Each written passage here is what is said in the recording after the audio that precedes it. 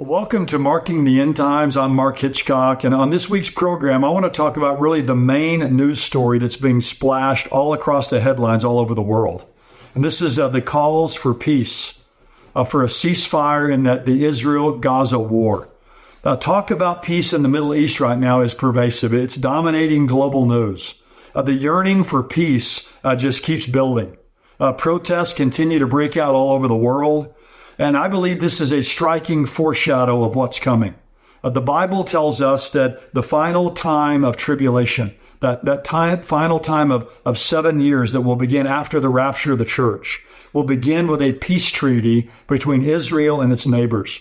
And this treaty is going to be forged and brokered by the coming final Antichrist.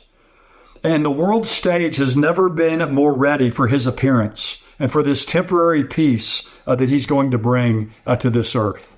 Now, before we jump into the content this week, I want to invite you to join us at endtimes.com.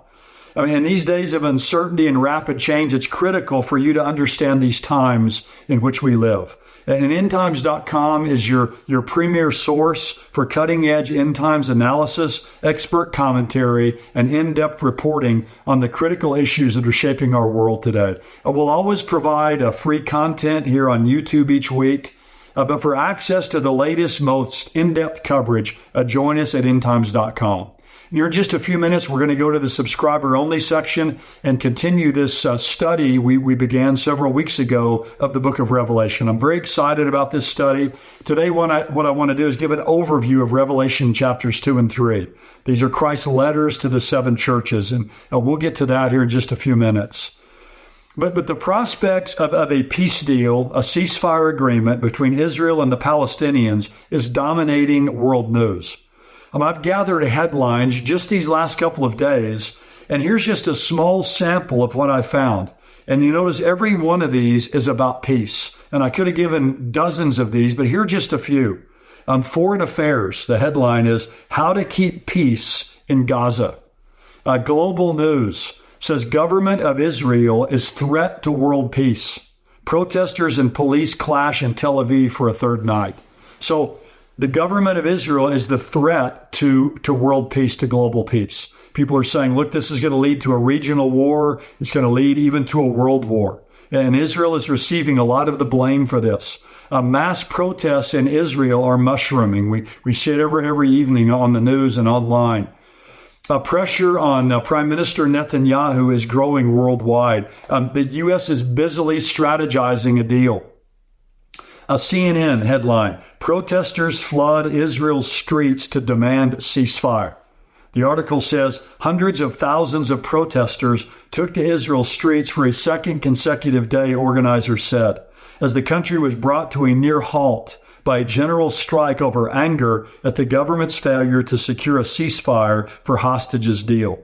So the world is kind of demanding a deal, but many Israelis are demanding a deal. And then families of hostages are leading the charge. And think of the irony of this situation. I mean, it's a tragic irony.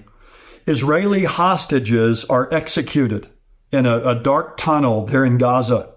And yet Israel comes under fire to negotiate with the people responsible for the killings. I mean, it's a tragic, twisted situation.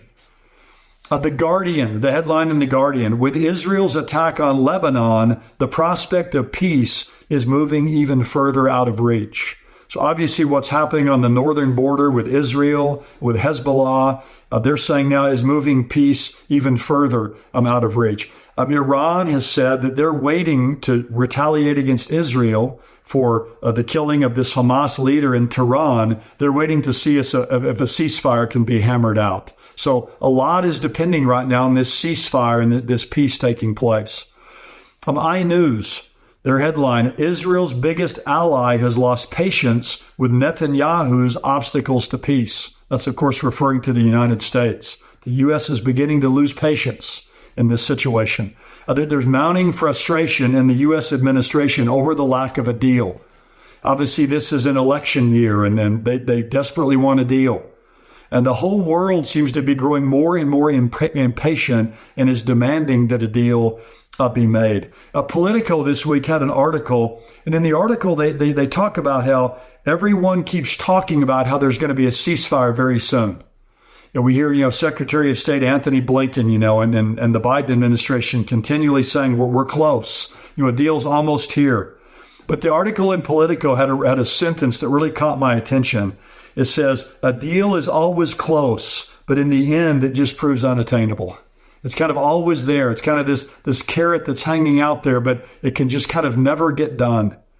And I call this the phantom of peace. It's dragged on literally for my entire life. My whole life, you hear about peace in the Middle East, peace for Israel. And any semblance of lasting peace in the Middle East has eluded the world for 76 years of the existence of the modern state of Israel. Israel National News. U.S. officials have indicated that President Joe Biden's ongoing efforts to broker a ceasefire and hostage release agreement have taken on renewed urgency after Israeli forces discovered the bodies of 6 hostages. Now listen to this sentence here. According to a senior administration official quoted in the report, the U.S. has been engaging with Egypt and Qatar to outline a final take-it-or-leave-it deal. This proposal is expected to be presented to the involved parties in the coming weeks with the understanding that if they do not accept it, American-led negotiations may come to an end. The article says, you can't keep negotiating this. This process has to be called at some point, this senior official told the Washington Post.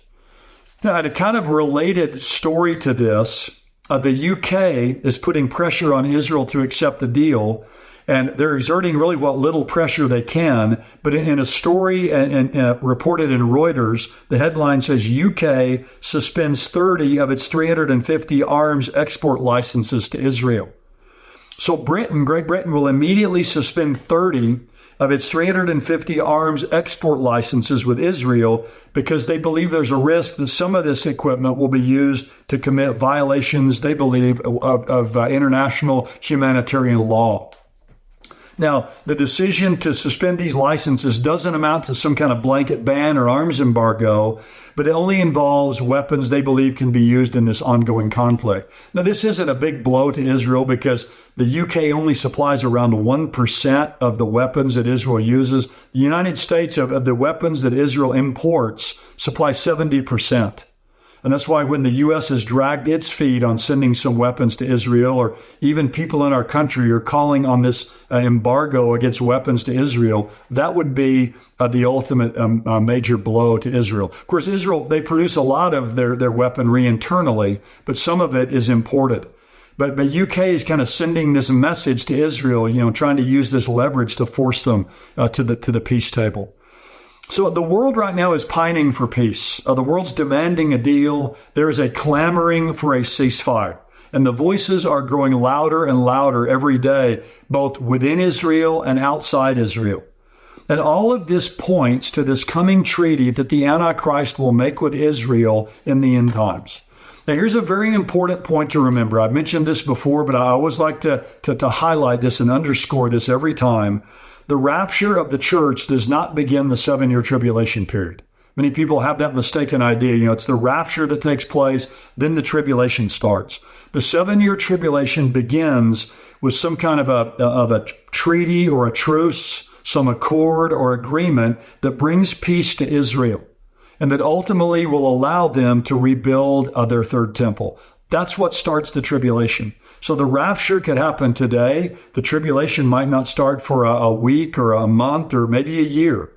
Well, I don't think it'll be too far in the future, but the tribulation period starts with this peace treaty.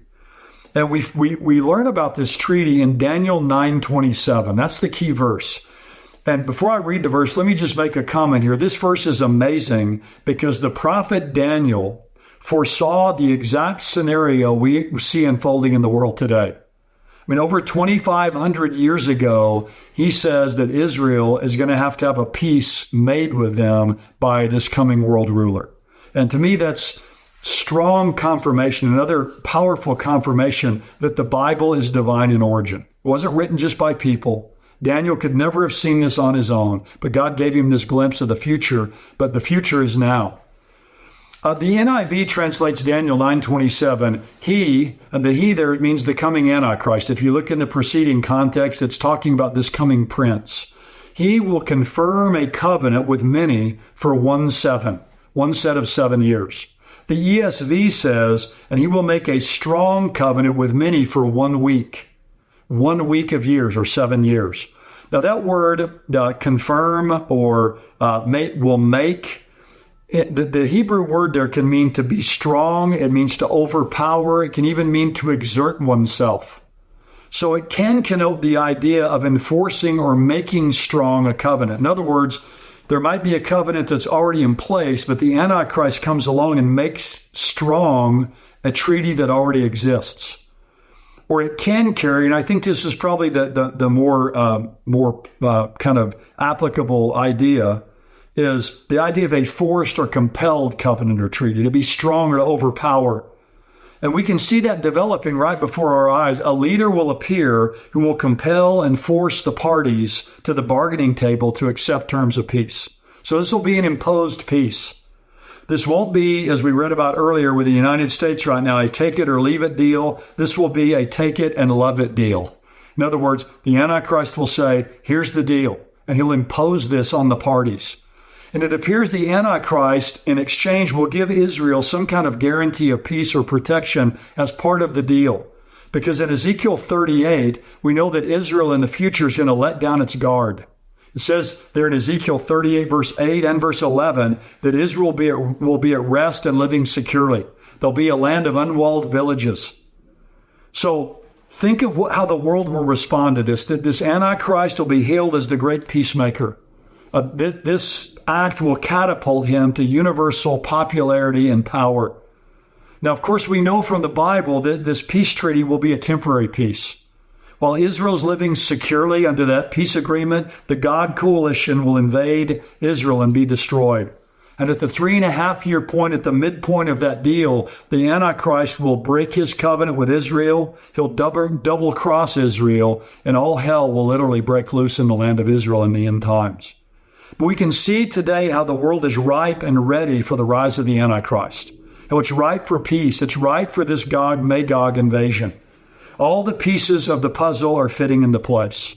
And all we're waiting for all of this to start, is the rapture. That's the next event on God's prophetic timeline. And it's going to be the first domino to drop. And my prayer today, and I hope it's your prayer as well, is may our Lord Jesus come quickly. May he find us ready when he comes. We're going to go to the subscriber-only section now. We're going to continue this study as we're marching our way through the book of Revelation. And so I hope you'll join us for this continuing study in the book of Revelation. If you're not a subscriber at endtimes.com, you can go there and then you can sign up there and become a subscriber and join us in this exciting study of the book of Revelation.